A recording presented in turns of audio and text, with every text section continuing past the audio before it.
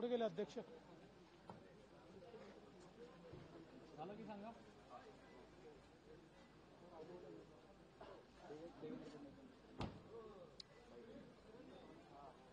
काय झालं बैठक आज झाल्या विदर्भाच्या सर्व देवेंद्र सरांच्या सर्वत्र बैठकी झाल्या. विद्यार्थ्यांना काय मार्गदर्शन? आमचे अध्यक्ष रवींद्र चव्हाण साहेब यांनी संपूर्ण महाराष्ट्राचा दौरा विभागशः ठरवला होता, ज्याच्यामध्ये जिल्हा परिषद, महानगरपालिका, नगरपालिका याचा आढावा घेण्याच्या संदर्भातला हा दौरा होता. आज आम्ही तो दौरा आता पूर्ण केलेला आहे. आता फक्त मुंबई महानगरपालिका क्षेत्राची आमची प्लॅनिंगची बैठक राहिलेली आहे. बाकी संपूर्ण महाराष्ट्राचा दौरा आम्ही पूर्ण केलेला आहे. त्यामध्ये आगामी निवडणुकीच्या निमित्ताने आमच्या टीमने काय नियोजन केलं आहे, त्यांनी काय प्लॅनिंग केलं आहे, कार्यकर्ते पदाधिकाऱ्यांनी, आणि त्यांना एक दिशा देणे आणि त्यांची सगळी जी तयारी आहे त्या तयारीमध्ये त्यांना मार्गदर्शन करणे, अशा प्रकारचा हा सगळा दौरा होता. एकेका मतदारसंघाचा आढावा आम्ही या ठिकाणी घेतलेला आहे आणि एकूणच स्थानिक स्वराज्य संस्थेच्या निवडणुकीच्या निमित्ताने पक्षामध्ये प्रचंड उत्साह आहे. साधारणपणे आम्ही सगळ्यांना हे सांगितलेलं आहे की जिथे जिथे शक्य आहे तिथे महायुतीने आपल्याला लढायचं आहे, पण ते अधिकार आम्ही स्थानिक स्तरावर दिलेले आहेत.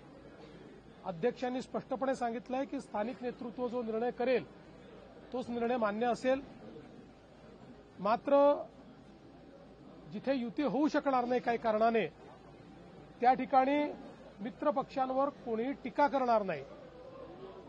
काही ठिकाणी ही मैत्रीपूर्ण लढत असेल अशा प्रकारचा निर्णय देखील घेण्यात आलेला आहे आणि कार्यकर्त्यांनी ते मान्य केलं आहे. शेतकऱ्यांना काय झालं सर या संदर्भात? दिवाळीपूर्वी मदत मिळणार होती शेतकऱ्यांना, त्या संदर्भात काय अपडेट? मदत मिळणं सुरू झालेलं आहे. मी जसं सांगितलं होतं की आम्ही बहुतांश मदत ही दिवाळीपूर्वी देऊ इच्छितो, त्याची सुरुवात झालेली आहे.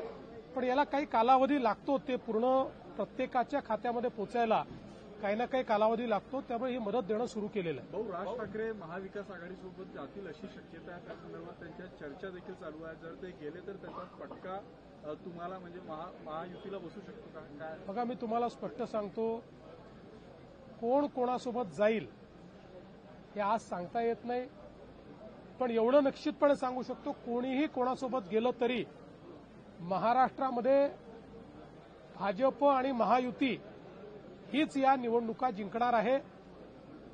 पूर्णपणे स्थानिक स्वराज्य संस्थेच्या निवडणुकांमध्ये अतिशय उत्तम यश महाराष्ट्र आम्हाला देईल, हा मला विश्वास आहे. एक ट्विट केलेलं आहे की एकनाथ शिंदे मुख्यमंत्री असतानाच्या काही योजना ज्या आहेत त्या बंद केल्या जात आहेत. चला, अंबादासजींना किमान शिंदे साहेबांबद्दल एक चांगलं ट्विट करण्याची इच्छा झाली, हे देखील महत्वाचं आहे. पण त्यांच्यासहित मी सर्वांना सांगतो, कुठल्याही योजना बंद करण्याचा आमचा विचार नाही.